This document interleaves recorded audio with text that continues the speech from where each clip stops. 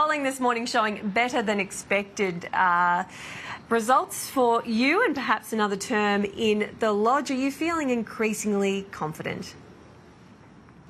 We're not getting ahead of ourselves, Bridget. We've got a mountain to climb and we're just nowhere near halfway yet. I think it's about halfway in the campaign today. It's tough to win elections. That's why no Prime Minister has been re-elected after serving a full term since 2004. It's been more than 20 years. So what we're focused on each and every day is putting out our positive plans of building Australia's future, strengthening Medicare, supporting free TAFE, which we know is now under threat if Peter Dutton is elected, along with the other cuts that will have to come from his $600 billion nuclear plan. There are many eminent economists across Australia deeply concerned by your announcements over the weekend on housing. That's a pretty unequivocal red flag, isn't it? That economists are saying this is going to push up prices. It won't, Bridget, because what we're doing is dealing with supply as well as demand. The Coalition's plan will push up prices. Our plan will ensure that more homes are built. And what we've seen under my government is 28,000 of those social housing through the Housing Australia Future Fund are either under construction or under planning. What we've seen now is housing approvals up. They were going down when we were elected. There were 26,000 in the latest monthly figures compared with what was occurring before. And we're also seeing housing construction costs fall to just over 1%. They were above 20%, the increases when we were elected. So we're seeing a transformation. We're determined to make sure there's more social housing built, more private rentals through our build to rent scheme, and more homes built specifically for first home buyers, which will make a difference as well. And by stopping the competition between a first home buyer and an investor, what that will do is ensure that housing is more affordable for those young Australians who want to get into home ownership.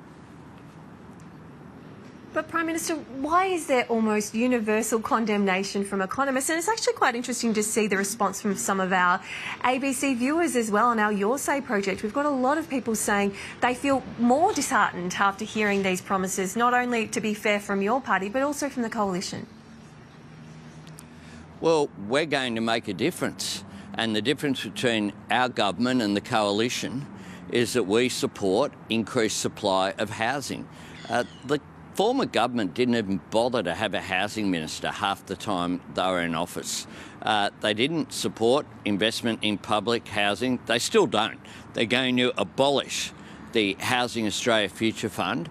Now, that is a $10 billion fund providing increased social and affordable housing, but it's also making a positive difference when it comes to emergency housing.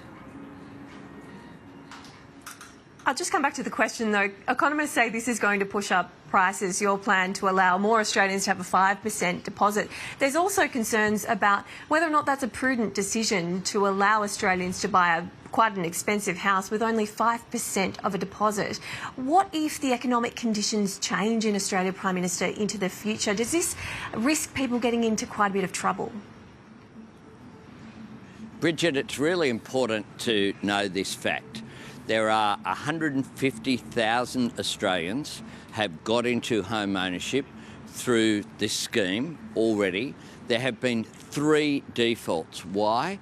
Because all of the conditions of banks lending remain exactly the same. The only difference here is that instead of people waiting and struggling to get that 20% deposit, all they need is 5.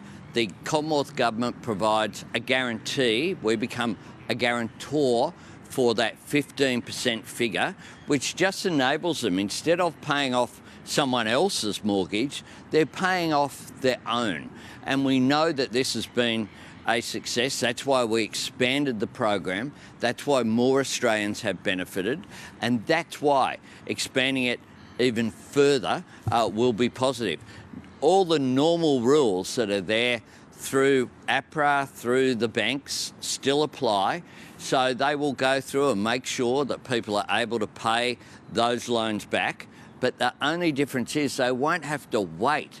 And so many Australians have told me that I've spoken to that they get up to 10%, they're still struggling, they're putting their savings away, but prices continue to rise. So the amount they have to save continues to rise as well, and they just can't get there. And in the meantime, they're paying rent to pay off someone else's mortgage. Now, that's why this is such an important program. That's why this is positive, and that's why it won't push up prices.